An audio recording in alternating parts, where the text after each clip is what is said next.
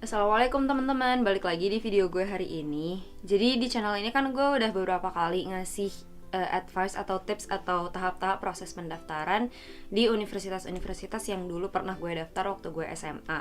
Nah, untuk video kali ini gue pengen lebih ke ngasih ke kalian referensi apa aja sih sebenarnya waktu itu gue kumpulin dan nilai-nilai gue saat gue mengumpulkan berkas-berkas tersebut.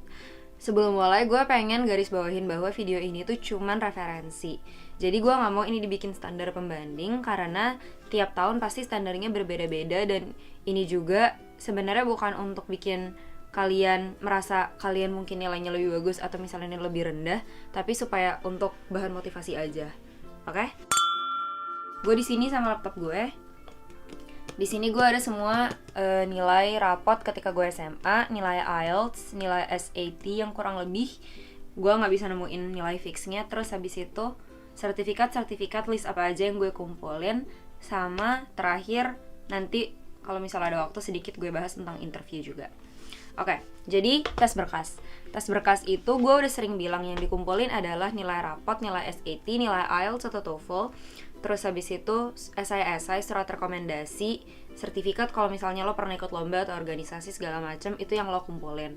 Nah, ini gue kumpulin di 4 universitas, yaitu Osaka University, Tokyo University, Nagoya University, Tsukuba University. US gue lupa gue ngumpulin berkas semua itu atau enggak. Tapi yang gue tahu jelas bahwa ITB gue cuma ngumpulin nilai rapot karena gue lewat SNMPTN. Nah, sekarang langsung aja dari nilai rapot. Email Umi. Yang nyimpen nilai rapot gue nyokap soalnya. Jadi yang gue kumpulin itu nilai rapot dari semester 1 sampai semester 5. Jadi kelas 10 awal sampai kelas 12 semester 1. Tapi di sini gue nggak punya nilai rapot gue semester 5. Jadi gue kasih tahu aja rata-rata nilai rapot gue dari semester 1 sampai semester 4. Sebelumnya bagi kalian yang bertanya-tanya, gue ngambil MIPA waktu gue SMA dan gue SMA-nya di Lab School Cibubur. Jaya. Jadi mata pelajaran gue waktu gue dulu SMA kelas 10 itu ada 6, 4, 10, 16 mata pelajaran. Kategori A, wajib kategori B, sama yang C itu tergantung sekolah lo ngasihnya mata pelajaran apa. Jadi misalnya gue dulu kelas 10 ada mata pelajaran bahasa Jepang. Oke? Jadi nilai rata-rata gue ini semester 1 88,3. Itu nilai rata-rata rapot gue semester pertama, 88,3. Cahaya. Ini semester ini semester 2. Kelas 10 semester 2. Semester 3. Kelas 11 semester 1 ya berarti. Oke. Ini semester 3. Ini semester 4. Sebenarnya kalau misalnya boleh buka-bukaan nih, menurut gue kalau misalnya bisa jujur, menurut gue nilai gue disimpan sama guru-guru gue, makanya nilai gue naik terus. Dan memang kalau misalnya kalian yang mentargetkan SNMPTN juga kalian pasti tahu sendiri gimana caranya supaya nilai bisa tetap naik. Seandainya asumsi gue salah, menurut gue ini juga adalah bagian dari usaha gue ketika dulu kelas 11 nih, gue udah mulai nilainya agak-agak turun gara-gara gue aktif OSIS. Itu gue sering-sering minta tugas tambahan ke guru-guru gue. Jadi walaupun dulu sebenarnya nggak disaranin juga, atau misalnya guru gue juga nggak yang kayak Zaf kamu harus ambil nilai tambahan, karena gue waktu itu suka parno sendiri, akhirnya gue datengin guru gue terus gue minta tugas tambahan. Apapun itu, mau kayak kerjain 50 soal yang gak ada di buku paket juga selalu gue kerjain. Jadi menurut gue masalah nilai rapot itu sebenarnya bisa banget dikejar. Dan inilah menurut gue yang titik dimana lo bisa usahain bener-bener seusahain mungkin. Jadi bagi kalian yang mikir bahwa nilai rapot itu cuma nilai UTS atau nilai UAS, kalian tahu sendiri bahwa ini juga gabungan akumulasi dari nilai-nilai tugas yang lain. Jadi kalau bisa kalian usaha nggak cuma ketika ujian akhir semester doang, tapi di setiap titik tugas yang kalian ada. Misalnya mata pelajaran yang menurut kalian nggak penting sekalipun, misalnya kalian mikirnya ya udah kan ini bukan nilai MIPA. Enggak, menurut gue itu tetap penting karena nilai rapot lah yang bakalan kalian kumpulin. Jadi kalau misalnya bisa seni rupa nilainya 100, juga usahain nilai seni rupa 100. Itu advice gue untuk masalah nilai rapot. Clear ya? Sekarang lanjut nilai SAT.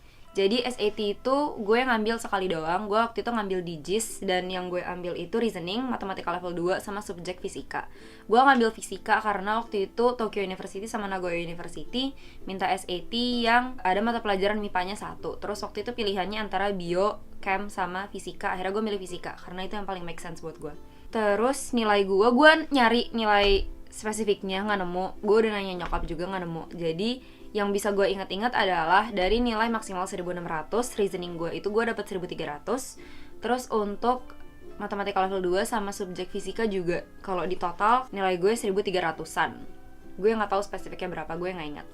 Nah, apakah nilai ini tergolong bagus atau enggak? Menurut gue itu rata-rata banget. Sama kayak kalau maksimal 10 dapat lo 8. Nah, jadi menurut gue sebaiknya dipersiapkan dari jauh-jauh hari. Waktu itu gue mulai mempersiapkan setelah gue lalinju. Jadi kelas 12 sekitar bulan Agustus, September tuh baru mulai gue persiapkan. Sebenarnya sebelum-sebelumnya udah, tapi nggak seserius setelah gue lepas jabatan OSIS. Jadi kalau misalnya bisa dari kelas 11 lo kejar sebisa mungkin, karena SAT itu lo nggak ngambil sekali seumur hidup kayak UN. Kalau misalnya nilai lo menurut lo kurang memuaskan, lo punya kebebasan untuk ngambil lagi dan lagi dan lagi. Nah, waktu itu gue nggak ada waktu untuk melakukan itu, jadi gue cuma ngambil sekali, apapun nilainya ya udahlah itu yang gue submit. Nilai segitu 1300 dari 1600 itu top 25% jatuhnya. Clear ya? Lanjut, nilai IELTS. Untuk nilai IELTS, gue waktu itu ngambil sekali juga. Jadi untuk IELTS gue gak ngambil TOEFL, karena waktu itu udah pernah ngambil IELTS buat practice doang sih. Karena itu jadinya gue udah lebih familiar sama IELTS. Nah, untuk IELTS ada 4, listening, reading, writing, sama speaking. Untuk overall band score gue dapet 7,5. Nah, 7,5 ini tergolong bagus atau C1, jadi advanced. Karena maksimal IELTS itu 9, kalau bagi kalian yang gak familiar sama IELTS. Yang harus diperhatikan adalah untuk nilai IELTS ini, masing-masing dari poin-poin tersebut yang barusan gue bilang itu minimal harus 6. Jadi kalau misalnya ada satu aja yang anjlok di bawah 6, itu kemungkinan lo harus ngambil lagi. Jadi untuk masing-masing poin yang tadi gue sebut, untuk listening gue dapat 7,5 dari 9, untuk reading gue dapat 8,5 dari 9, untuk writing gue dapat 6,5, dan speaking 8 dari 9. IELTS itu expire setelah 2 tahun sertifikatnya. Jadi sekarang pun gue mau daftar master, gue harus ngambil lagi gitu. Doain ya bisa di atas nilai yang kemarin. Oke, setelah itu kita lanjut ke sertifikat. Sertifikat apa aja sih yang gue submit? Jadi untuk sertifikat mau gue bagi jadi 3. Yang pertama adalah sertifikat lomba atau kompetisi, accomplishment. Terus academic achievement. Academic achievement itu lebih ke, kalau gue sih beda ini adalah sertifikat yang gue dapat dari sekolah karena gue peringkat top 10 di kelas misalnya, atau top 10 di angkatan itu. Terus habis itu yang terakhir adalah sertifikat organisasi. Jadi untuk sertifikat lomba yang waktu itu gue submit adalah sebisa mungkin ada di tiap level. Jadi tiap level antar sekolah, level kota, provinsi, kabupaten kalau lo punya, sama level internasional. Nah waktu itu gue kalau nggak salah mentok nggak ada nasional, adanya sampai kota Bekasi. Tapi habis itu gue ada sertifikat lomba internasional, itu gue submit. Itu gue semua submit.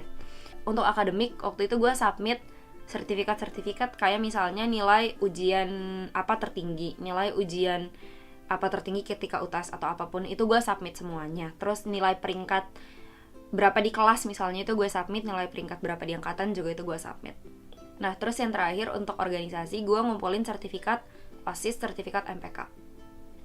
Itu gue dua-duanya gue kumpulin. Terakhir untuk esai.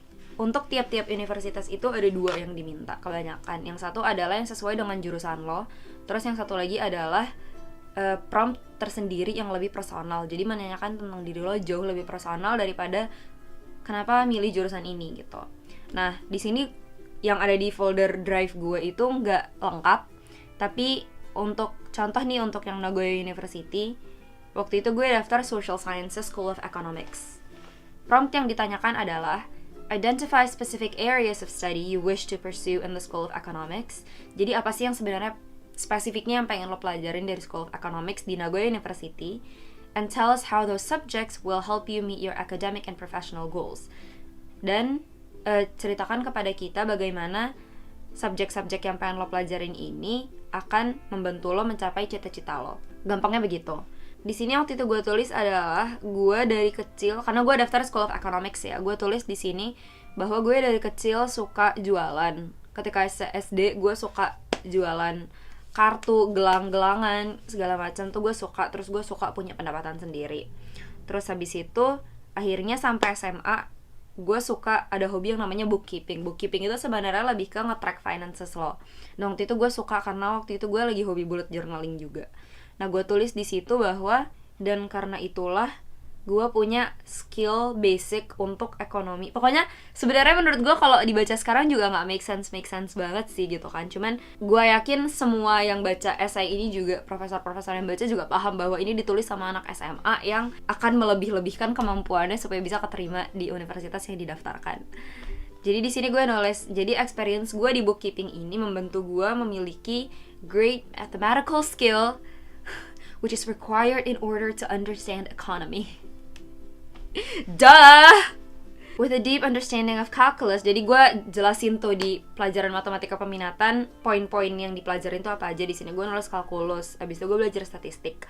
Terus habis itu karena itu gue punya solid knowledge on the language of probabilitas, data handling, estimation, hypothesis testing. Dengan minat gue belajar di economy and understanding in math, pemahaman gue di bidang matematika, saya ingin membantu develop the market of Indonesia, which has rich natural resources that attracts the interest of many countries.